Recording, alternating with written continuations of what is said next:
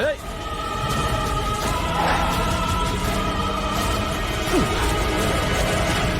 ఏయ్!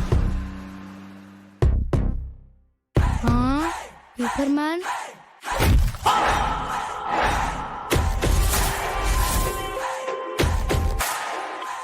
రే నీకేం కాలేదు కదా? అయినా రోడ్డు మధ్యలో అలా పరిగెడితే ఎలా? నేను కరెక్ట్ టైంకి వచ్చి ఆపాను కాబట్టి సరిపోయింది, లేకపోతే నీకేమయ్యేది? ఏ బాబు, నా వెనకాల ఎందుకలా పరిగెత్తుకుంటూ వస్తున్నావు?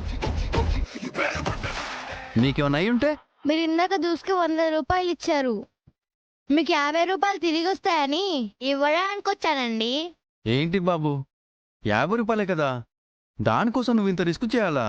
రూపాయి అయినా 50 రూపాయలైనా మనది కానప్పుడు ఎవరిదైతే వాళ్ళకి ఇచ్చేయాలని మా అమ్మ చెప్పింది.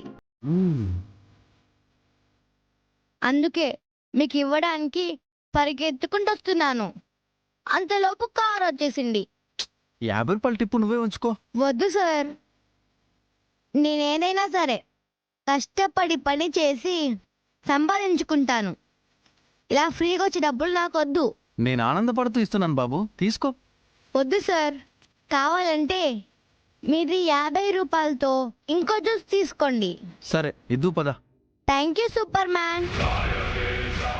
Super man? సూపర్ మ్యాన్ ఏంటి? నువ్వు నన్ను సూపర్ మ్యాన్ గా కాపాడావుగా, నువ్వు నాకు సూపర్ మ్యాన్. పదండి సార్. పద.